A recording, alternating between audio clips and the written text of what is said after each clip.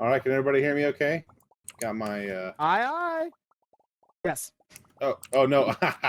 I'm in 2D mode, and I got to remember that the spacebar is not a jump button. I have a compulsive habit of hitting the spacebar when I'm walking around in an FPS like this. So the spacebar will in fact mute me. So I'm really sorry. Somebody, feel free to poke me if I accidentally mute myself. So, all right, welcome to VR Church. We're about to take a look into Matthew 15. And as you saw from that trailer, Jesus breaks some rules here in Matthew chapter 15. And the kind of rules he breaks are hang on, sorry, I got a dog barking upstairs. Ask my family to help. So the kind of rules that Jesus breaks are the kind of rules that come from what we around here refer to as arrogant religion. So the kind of rules that aren't really about spreading the love of Christ, but are rather just sort of restriction for restriction's sake, restriction for control, restriction for some sort of self-edification. When we talk about arrogant religion, it's usually about elevating the self, elevating someone as an individual rather than elevating others or elevating elevating who Christ is. So we're gonna go ahead and get started here. If y'all will come over here, and once you can click on, oh, hang on, my keyboard too loud. Somebody messaged me, my keyboard's too loud. Hang on, let me see what I can do about that real quick. Sorry, give me just a second. I think I got an idea.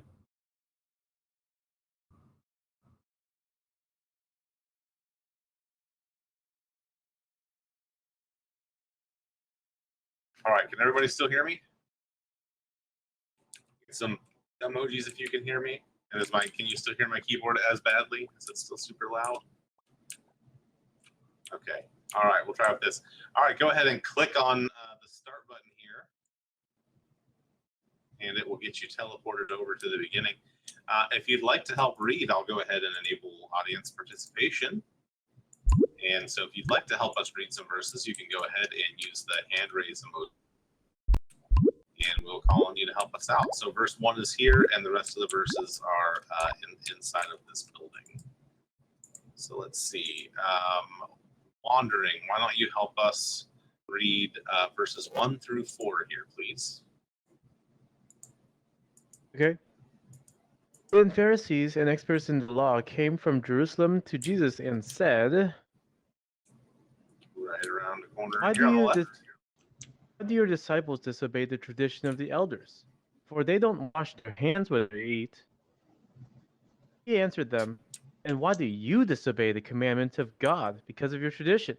For God said, Honor your father and mother. Whoever insults his mother or father must be put to death. But you say... So... No, go ahead. You can finish it. You go ahead to verse 6 there.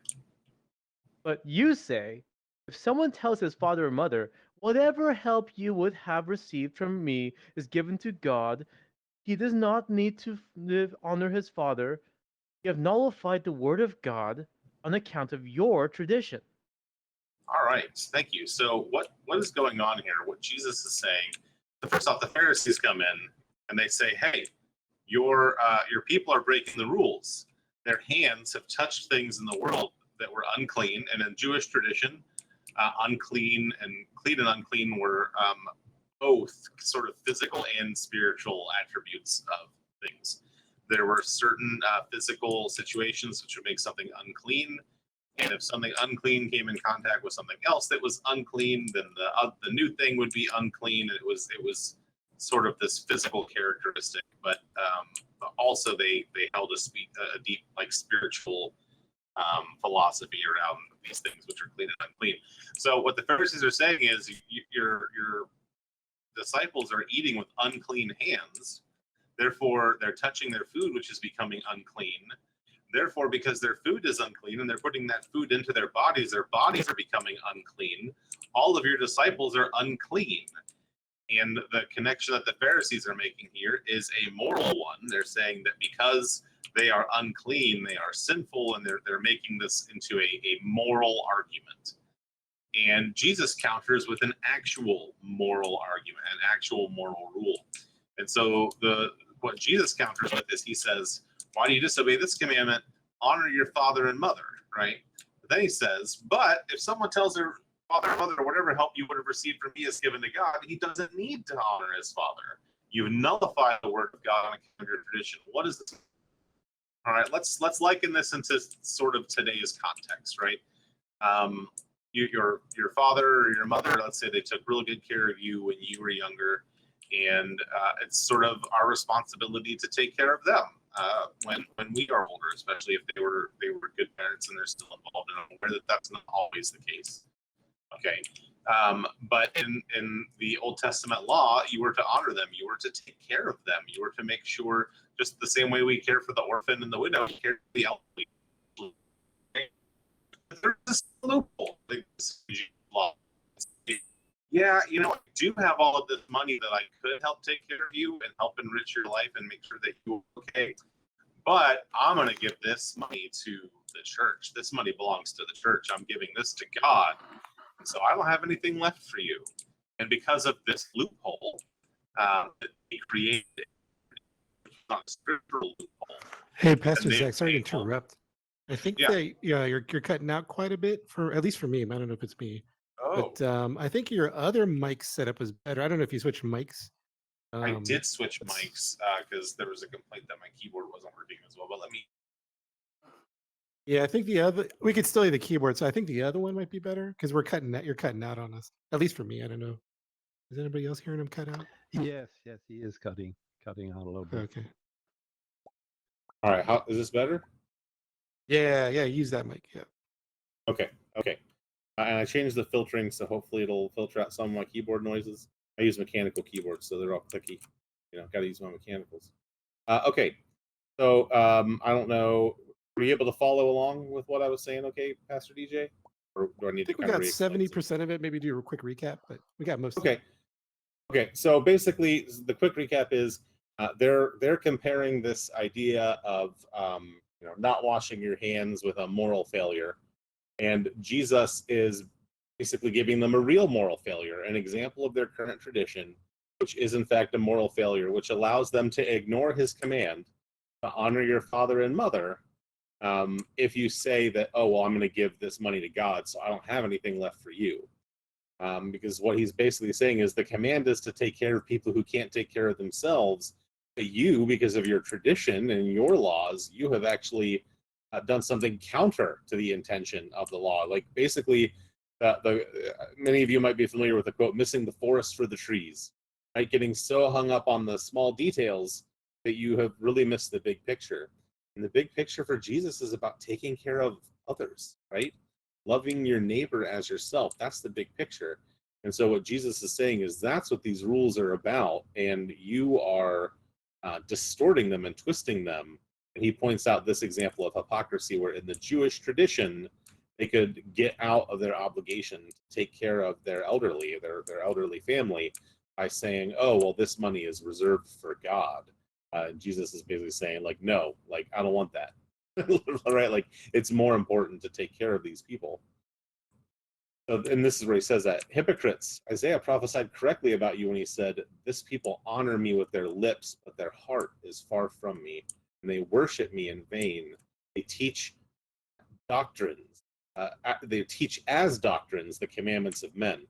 Right? They're teaching as something core to their faith the commandments of men, not of God. So he's saying your rules aren't actually of God; they are of men. But you teach them as if they are moral issues. So that was kind of Jesus's first mic drop moment, right? He's breaking the rules of men, not the rules of God. All right, someone else to help us read here. Miansky, if you will help us read, let's say, verses 10 to 14. Yep. Then he called the crowd to him and said, listen and understand. What defiles a person is not what goes into the mouth. It is what comes out of the mouth that defiles a person. And the disciples came to him and said, do you know when the Pharisees heard this saying, they were offended. Verse 14. Yeah, go ahead and read 13 and 14. And he replied, every plant that my heavenly Father did not plant will be uprooted. Leave them. They are built are blind guides. If someone who is blind leads another who is blind, both will fall into a pit. Yeah, and we have this awesome pit down here, and I love this pit, the image of this pit from the perspective up here, because it really looks like it actually goes down, and it's pretty cool. It's kind of a neat optical effect here. But yeah, so Jesus is saying, look, it's not eating with. Remember, the train of thought from the Pharisees is, well, the disciples touched unclean things, so then their hands became unclean. And when the unclean hands touched food, then that food became unclean, even if it wouldn't otherwise be ritualistically unclean. And then they ate that unclean food, so then they became unclean. And the Pharisees have equated this to like a moral failure, that they're unclean people, that they have sinned, and that this whole hand washing issue is a moral failure. But then Jesus says, no. It's not what goes into someone's mouth defiles them, right? Something unclean going into a mouth does not make that person unclean. And then the disciples, they're a little concerned at this point, because the disciples don't want to anger the Pharisees, right? Most of the disciples at this point, they're Jewish, and they're used to submitting to the authority of the Pharisees. So they come to Jesus and they say, "Hey, you're offending the Pharisees. Like, this is, are you cool? You okay? You feeling all right, Jesus? You're making the Pharisees mad, right?" And then Jesus says, every plant that my heavenly Father did not plant will be uprooted. And this is something that echoes, we've seen it before in Matthew, and we will see it again in Matthew. And it is echoing this sentiment that the current religious paradigm is going to change. It's going to shift. And this is Jesus saying, he's referring to these Pharisees as plants, right? As kind of the religious leadership of the day. Every religious leader that my Father did not plant will be uprooted. Leave them, they are blind guides. If someone who is blind leads another who is blind, both will fall into the pit. So he's actually saying these Pharisees, they are, in this example, they are worse than useless, because it's not just that they're blind themselves, right? But they're claiming by as being religious leaders, they're claiming to be able to guide others, right? They can't guide themselves. And Jesus is saying they're worse than useless, because they're actually going to cause harm to the people that are looking to them for help, right? So let me come over here and let's say, 15 to 19. Let's have Sky Bison, 15 to 19 for us, please, if you'd be willing to. But Peter said to him, explain this parable to us. Jesus said, even after all this, are you still so foolish? Don't you understand that whatever goes into the mouth enters the stomach and then passes out into the sewer? But the things that come out of the mouth come from the heart, and these things defile a person. For out of the heart come evil ideas, murder, adultery, sexual immorality, theft, false testimony, slander. And you can actually read verse 20. I forgot about it on the wall over here. Yep. These are the things that defile a person. It is not eating with unwashed hands that defiles a person. All right. So again, Jesus is saying he doesn't care that the Pharisees are angry, right? And the whole purpose of his parable, right, of him saying, they're calling this a parable, but I kind of imagine Jesus being like, this isn't actually a parable. Do you not get this? Because I think they're used to Jesus saying things they didn't understand and them just assuming it's a parable with some hidden meaning. Then Jesus being like, there's no hidden meaning here. Hey, after this, do you still not get it, right? And so here's what he says. Look, eating an unclean thing doesn't make you unclean, because that unclean thing, it just goes right through you, right? That's basically Jesus's point, right? The unclean thing goes in and it comes out, right? That unclean thing does not become, I mean, we know scientifically you are what you eat, right? Is somewhat true. But what Jesus is saying here is that it is a physical phenomenon, and that's not a spiritual one, right? So Jesus addresses spiritual uncleanliness over here. And he says the things that come out of the mouth come from the heart. These are the things that defile a person. stuff that someone puts out into the world from their mouth, right? Are they building others up, or are they building themselves up? Are they giving out rules to control, to distort, to take away from what God is doing, as these Pharisees are?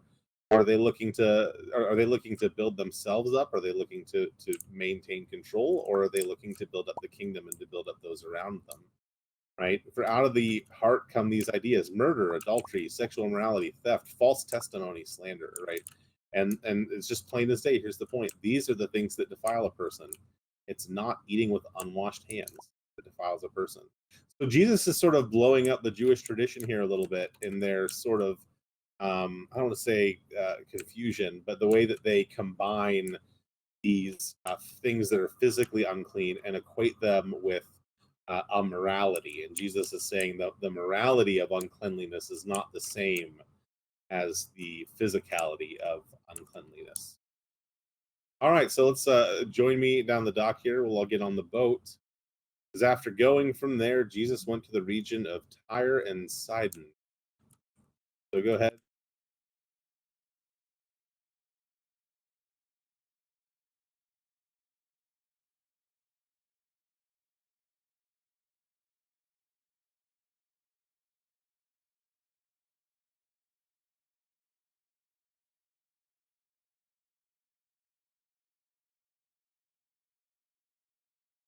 Zach, I think you're muted if you're talking. I'm not sure. Oh, I Copy. was. See, I have this problem in 2D mode. I'm trying to purposely keep my hand off the keyboard. So, okay. Let's do verses 22 to 24.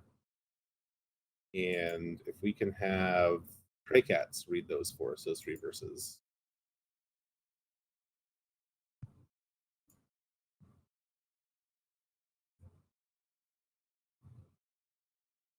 Okay, maybe Cray Cats isn't with us. Let's have Chad hello, 23 those next 3 verses, 22 to 24, please.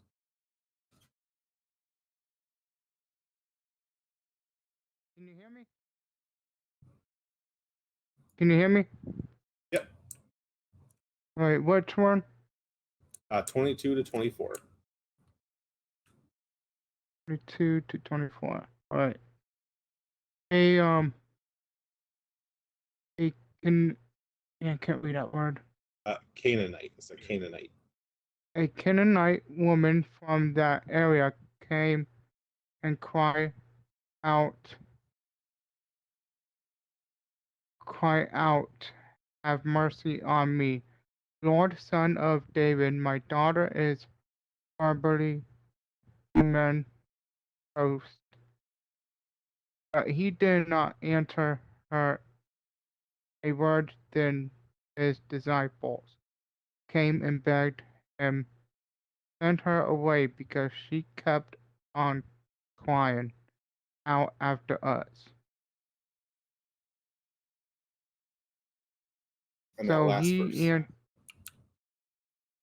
So he answered, I was sent only to the lost sheep of the house of Israel.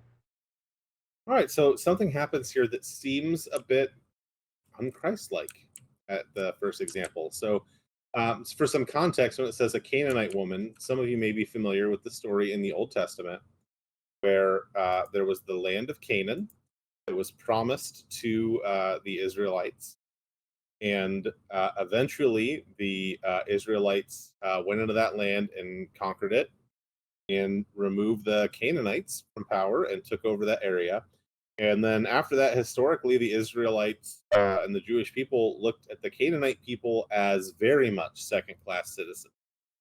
They were the ones that they weren't on God's side. They were against God and referred to them by quite derogatory names, actually. And so this woman, it's very interesting that she says, "Have mercy on me, Lord, Son of David." Right? Like, she's a Canaanite. They didn't worship God. They most of them at this time would have probably been worshiping. Well, historically, I don't know at this time. Historically, they were worshippers of Baal and some of the other kind of that pantheon at the time. But it would have been very strange for a Canaanite woman to call Jesus Lord anyway. It would be weird for anyone to call Jesus Lord at this time. Also to say Son of David, implying that she knows a little bit about Jewish culture and heritage, and she is recognizing Jesus as being in the lineage of David and possibly being the Messiah. And so she's begging for help, and Jesus doesn't answer her at all. So someone has come and asked Jesus for help, and he doesn't answer her. My theory on this is he's making a point to the disciples. This is what I think is going on. So let's try to take a look at it from that perspective. There's a lot of really interesting commentary and interpretations on this section of scripture. I encourage y'all to check them out. But we're gonna look at this the way that I think that this is going down, which is Jesus is showing something to his disciples and to this woman. And so the disciples then they're kind of, honestly, just to be really blunt about it, they're kind of racist, right? This is a second class woman. She's here. We're not going to help her. Send her away. She keeps crying out for us, right? Her daughter, when it says her daughter is demon possessed, we don't know. There's certainly, times in scripture where it may have actually been demon possession. A lot of times, any kind of unexplained illness they would call demon possession. So it could be something like her daughter could be suffering from seizures or any other number of unexplainable maladies, and so she's fighting for her daughter, maybe for her daughter's life. And the other disciples are like, send this woman away. Like, she's just bugging us, Jesus. And so Jesus says to her, I was only sent to the lost sheep of the house of Israel. Right? So he's saying, I wasn't sent to you. You're not one of the sheep of Israel. Like, you're not one of the people that I was sent to. And she says, she comes and she bows down before him in submission to him, and again calls him Lord. Right? Lord, help me.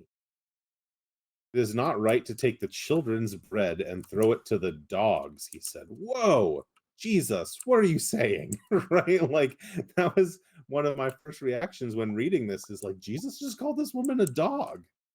That's a terrible thing to say to her. She's advocating for her daughter who is dying. Why would Jesus say this thing to her? Right? So Jesus says it's not right to take the children's bread and throw it to the dogs. He's saying, I am here to serve my children of the house of Israel. It's not right for me to take what is meant for them. That's what my ministry is for, and to give it to the dogs. I think he said this with I would assume almost a bit of a wink in his voice, like, pay attention to what happens next, both to his disciples and to this woman, because this woman does not give up. This woman knows that she is considered a second-class citizen. Jesus is reminding her, you're coming to me, a Jew, someone who subjugated your people, who considers you a second-class citizen, who calls you a dog. You're coming and bowing to me and calling me Lord. Are you really willing to willingly submit to me as a Jew, as your Lord? And then the woman says, yes, Lord, but even the dogs, the crumbs that fall from their master's table. This is a big faith this woman is showing, because she's not a Jew, right? She doesn't have this faith. She doesn't have all of the same understanding that some of the Jewish people would have. But not only that, but she is coming for the sake of fighting for her daughter. She's heard about this man, Jesus, who is going through, he is traveling, he's doing all these miracles, he's healing all of these people. She's probably seen some of this with her own eyes, which is why she's calling Jesus Lord, right? And she says, I don't care. I don't care if you consider me a dog. I don't care any of those things. I'm just asking for some crumbs from your table. Please help my daughter.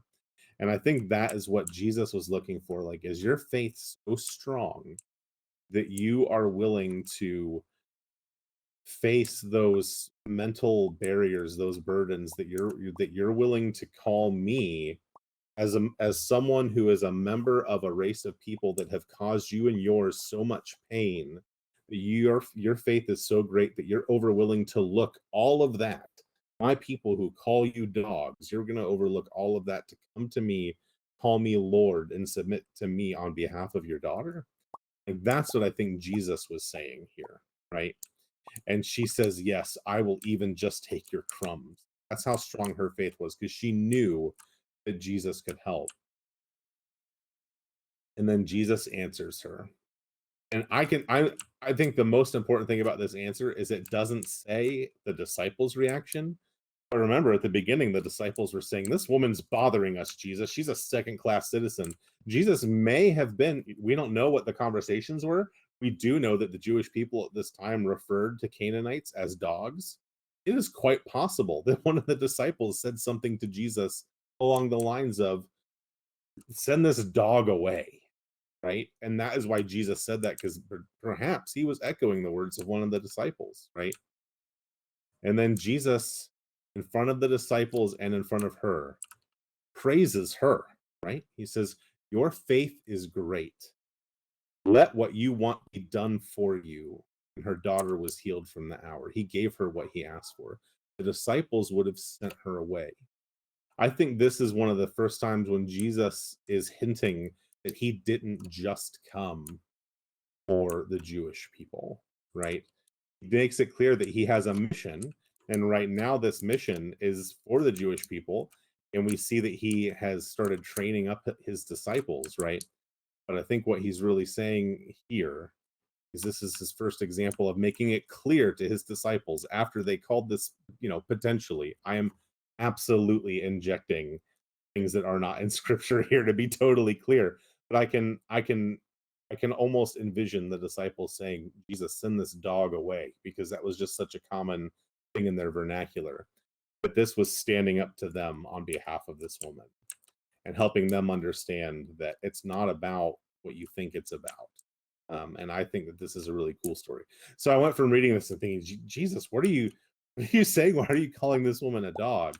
To understanding more of the culture behind it and realizing that I think it was it was a test of her faith, but B, I think it was a test for his disciples to understand and to see that it's not what they think that it's about. So, all right, everybody back on the boat. We're going to head over to Matthew 15:29.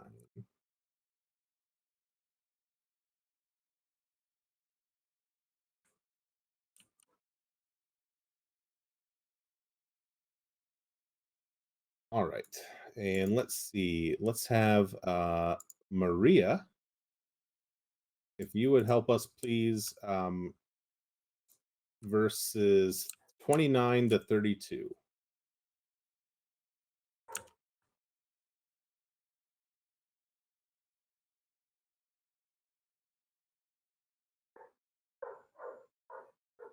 Okay, Maria might not be with us. Wandering, can you read verses 29 to 32 for us? Okay.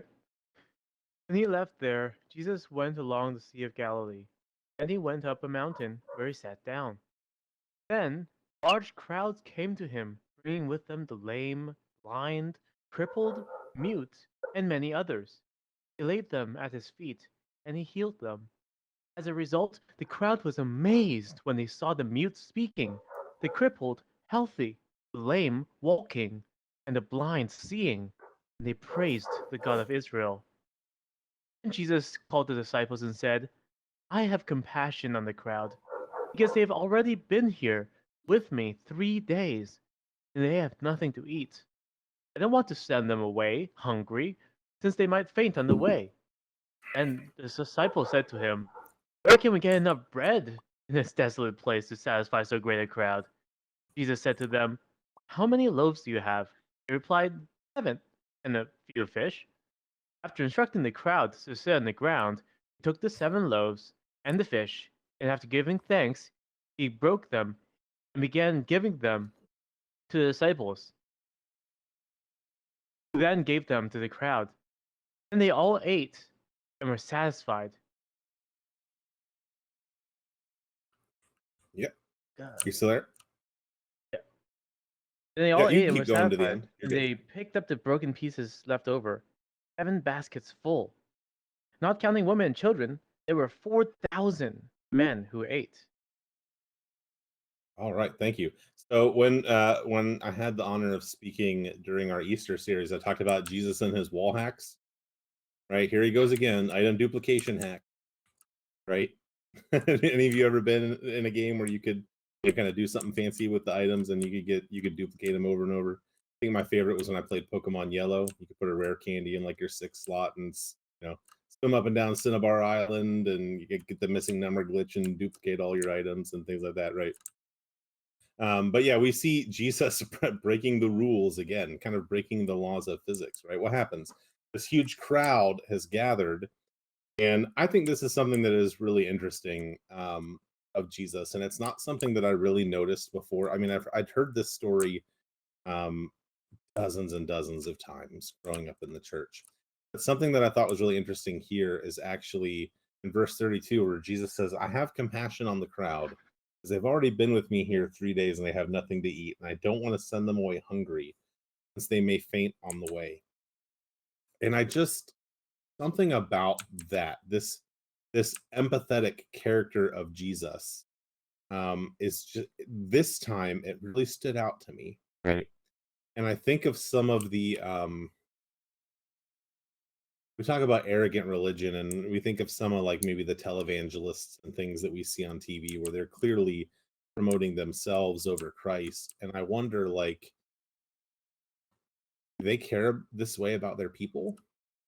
Right? Do they know of the people in their church who might be hungry? Do they know the people that are gonna head home and maybe they don't even have enough gas in their car to get home, but they, you know, they made it to church that day, kind of things. Like, oh, just something about this empathetic quality is something that I'm thinking about all of the leaders that I've known in my life, and I think the most effective leaders that I've ever met have had this empathetic quality, and it really stood out to me this time. It's not something we talk about a lot in the story. We tend to focus a lot on the duplication of the food, but I think there's a lot here to glean when it comes to being Christ-like and having some of those leadership qualities. This empathy just really stood out to me this time. I just wanted to make sure that I called it out. Right. But we see this awesome miracle, probably one of Jesus's most well-known miracles. I think probably his number one most well-known is water to wine. Everybody seems to know that one, right? But this one feeds 4,000 people with 7 loaves of bread and a few small fish. And that's just crazy. Like my mind is always boggled at the physics of this situation. Like, how did this work? Did they like just break a piece off the bread and it like grew back? Like, I don't know. I don't know how. I don't know how this. Like, I want so badly to know how something like this would even work, would even look. But they had so much food left over, right? That there were 7 baskets left, right? And part of me kind of imagines this these 7 extra baskets of food that were left.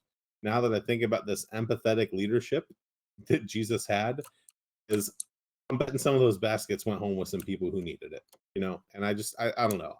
That's certainly not evidenced in the scripture, but I can't think of any other reason why this miracle would be done to excess. And I think that it's important seeing this empathetic quality that Jesus had, where he said, look, I see these people. I see how tired they are. They've been here for me for 3 days. And if I send them away, like Jesus had every right to say, okay, everybody go home now. See you later. Like, that would have been fine. No one would have faulted him for that at all. Right. But he sees them and he knows that they're hungry. He knows that they're weak. He knows they might not make it home.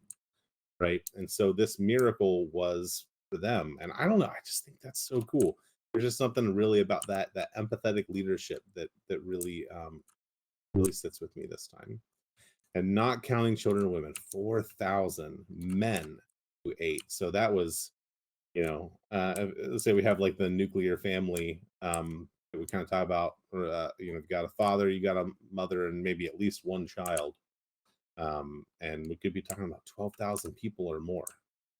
It was pretty customary to not count women and children at this time period. So whenever you see numbers in scripture of groups of people, oftentimes it will not actually include women or children; it'll just be men. But yeah, what an awesome miracle, and what an awesome example of what God can do in us when we think we don't have enough to do what God has called us to do. Then we come across a story like this where Jesus feeds thousands from just a small amount, right?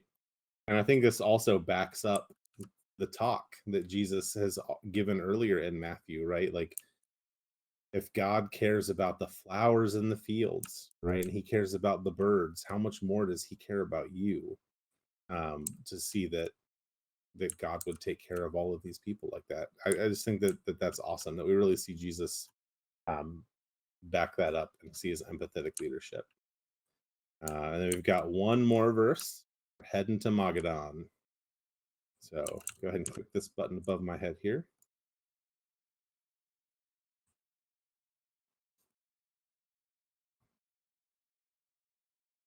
After setting away the crowd, he got into the boat. He went to the region of Magadan. And we'll find out more about that next week. But I love what the build team did here at the end to remind us of these laws, right? The rules that right from the beginning of the chapter that Jesus distinguishes. There's God's law, which we've talked about before, and which is echoed so many times in Matthew and elsewhere in Scripture, right? Love the Lord with all your heart, mind, and soul. But the second is like it: love your neighbor as yourself. Right? All the law and all the prophets rest on these, he said. Like, if you do that, if you love me and you love your neighbor, all of the other laws, you're doing them. Don't worry about it. That's basically what he says when he says all the law and all the prophets rest on these, versus man's law, right? Where he says earlier in this chapter that you're teaching as doctrine, you're teaching as religious rule, the commandments of men. And he says that's not the moral issue. The moral issue is not following these commandments of men. The moral issue is what is in your heart and what is coming out of your heart. That is the moral issue. And so that is an important thing to remember as we go through the rest of our week and really into the rest of our lives. DJ and I had a discussion a little bit earlier in Rusty Church about why arrogant religion sticks around so much.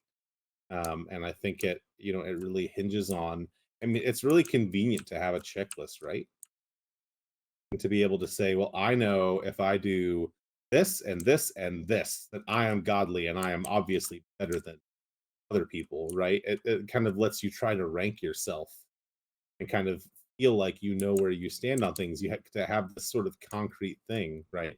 That's a little bit more uncomfortable. It's a little bit nebulous to question yourself and ask, am I loving my neighbors the way God has asked me to love them, right? That's intellectually harder, right? Spiritually harder, emotionally harder to ask that sort of a question. And so I think it's really easy to fall into these traps of man's laws. But God is saying, look, the morality lies with what's in your heart, not with a list of rules and regulations. And he really sets the example in this chapter of Matthew to make that point to us.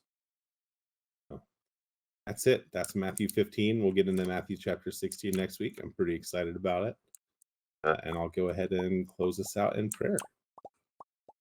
God, we come before you and we thank you so much for this time together here in the metaverse with each other and with you. God, I ask as we go through our lives this evening, this week, this year, God, that you would help to check us, that we wouldn't become emotionally and intellectually and spiritually lazy and rely on a set of rules and a checklist to determine whether or not we're living for you, God, but that you would help us to be introspective and to understand deeply our own desires and motivations, to know whether or not we were living for you and living for others, or whether we were looking just to elevate ourselves. And I thank you for this challenge, and I thank you for the guidance that you will give us to help walk this challenge out in our lives. Thank you for everything that you've done in and through MMO and VR Church, and everything you're going to continue to do in and through us. In Jesus' name, amen. Amen. Thank you. Amen. Thank Thank you you, so everybody. much, Pastor Zach, for teaching today. If you guys don't mind, just giving some hearts and some claps just to show your appreciation for Pastor Zach. And then, real quick, just before we go, I know time is up. I'd love to take a quick picture for social media. So, if you guys, this is a good backdrop. Zach, why don't you be the center and everybody kind of surround over here? Aaron, if you don't mind taking the picture for us. And yeah, that'll be the end of the church service for today. All right. Tell us what we need to do, Aaron. Is this good right here?